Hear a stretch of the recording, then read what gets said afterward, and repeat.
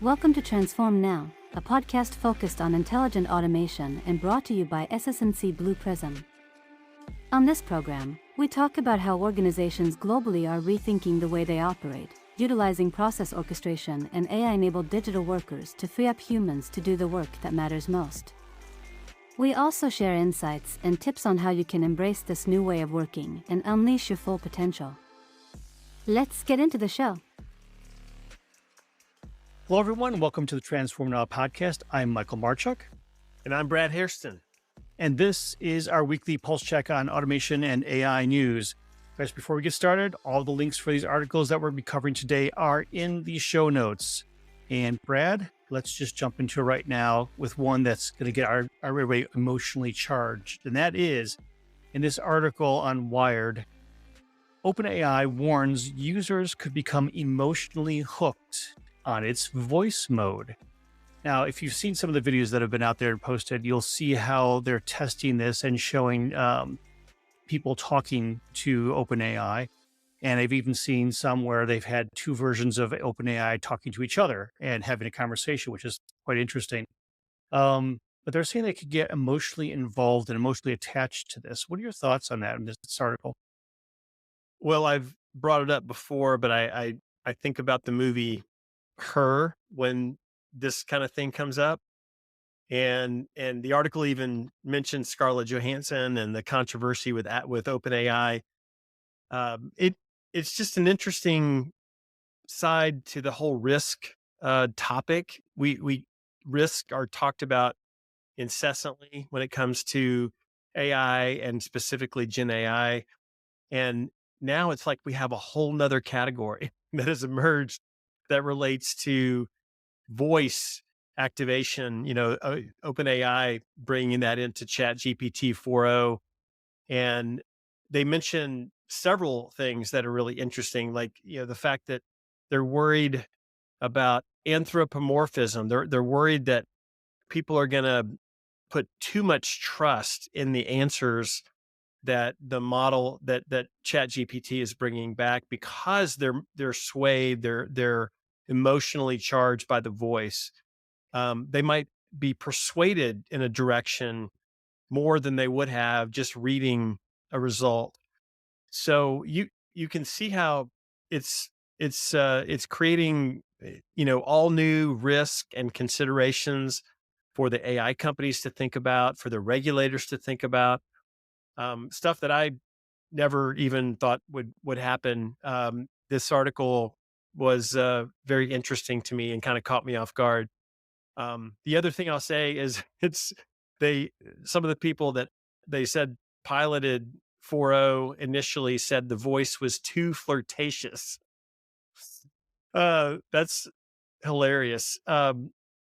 So yeah, I think it opens up Pandora's box in a whole different direction. And, I think, I don't mind the voice, making the voices a little bit more, emotional, a little bit more natural. I even noticed on my Siri, on my iPhone, Siri's voice has changed. I asked her something the other day and it responded, mm-hmm. It didn't say when when I called out to Siri, it didn't say yes. It was like, mm-hmm. And I thought that was pretty funny. I hadn't heard that before, but so yeah, AI is becoming softer, gentler, kinder. We'll see where it goes. Yeah, maybe they should think about it, putting like Danny DeVito's voice in or something like that. So it's not the same kind of emotional charge to it. It just might be a different kind of emotional charge to it. Yeah, So going exactly. from current state, cutting edge AI voice interaction, let's talk about this very, very recent article from the Financial Times that talks about advances that are really affecting the private equity space. And what I thought was interesting about this article is that it started bringing about an application that's been around since the late 1980s called VisiCalc. And I thought it was insane. They talked about this spreadsheet program, VisiCalc, which then turned into Lotus 123. And now we have Microsoft Excel, et cetera. And the reason they were bringing that up was related to the current state of the private equity market and how analysts are continuing to use this kind of tool. What are your thoughts on this? I'm not terribly surprised by that. I think some things will take longer to change than others. And, the article talks about these junior analysts pretty much live and die by spreadsheets. That's just the world they live in. I've got to believe that's going to continue. I think there's other things, though, that will start to, kind of seep into their world and really change what they're doing. And I'm thinking about the first Gen AI demo that our company did right after ChatGPT, and it was focused on private equity. So focused on researching companies that were acquisition candidates. And we demonstrated how a digital worker could take a company name and then go out to a variety of LLMs and pull in data and then format it into a nice templated report that normally would take a junior analyst 2 weeks, 3 weeks to put together. And here's a digital worker doing it, leveraging Gen AI in a matter of minutes. So I think that's the kind of thing that maybe will start to take hold more so than replacing these models. I mean, they mentioned a few different examples. They kind of talk about current day. What are some of the automation things that are creeping in? But none of it was terrible. It sounded to me like stuff that's been around for 15, 20 years. So I didn't read anything in that article that that told me that there's really, really new and innovative things that have come into that sector. This article, when I first saw the title, I'm thinking, okay, they're gonna talk about automation and AI and how this sector is embracing it.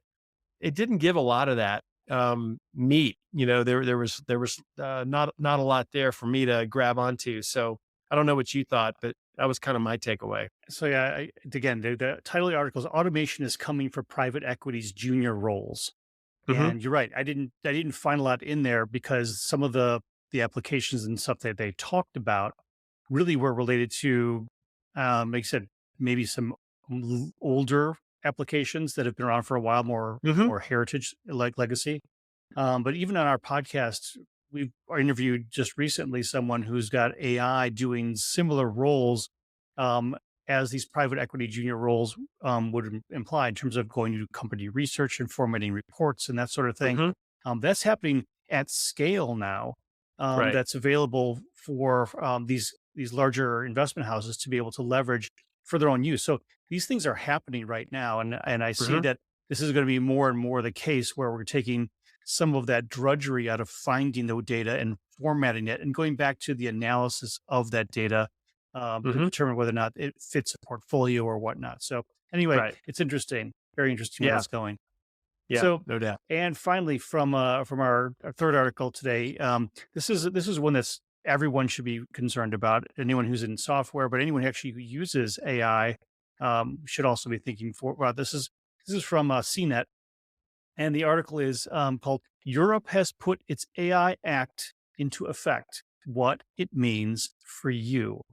So the basis of this article is talking about the very recently released AI Act in the European Union that has some very, very heavy fines on it if the requirements aren't made. I mean, to the point where a quote from the article is companies that violate the act will be fined as much as 7% of their annual revenues for 35 million euros, which is about $37.5 million. So that's a very significant fine Yeah, for this. So, what it were your is. thoughts as you read through this? Well, first question, is the fine the greater of those two or the That lesser of the or two? is it capped at 35 million euros? I don't know. I Regardless, I would it's a think huge fine. it's still big, but for some companies, 7% of their annual revenues is going to be a lot more than that. Yeah, this stuff took effect about 2 weeks ago now, I believe, and clearly it's having some impact. A couple of the big players, Apple and Meta, it's already affected their rollout schedule in Europe. And not surprisingly, both of them have written letters of protest to the European Union or maybe they're just trying to get clarification. But to me, the article it brings more questions than it does answers. It's it's a very kind of high level and nebulous first move in terms of trying to regulate AI. The the overarching act says that tech companies must ensure that AI systems introduced in Europe are safe, transparent, non-discriminatory, traceable, and environmentally friendly. That's that's a lot. And Wait, but it's not before we go on, can you say that about people?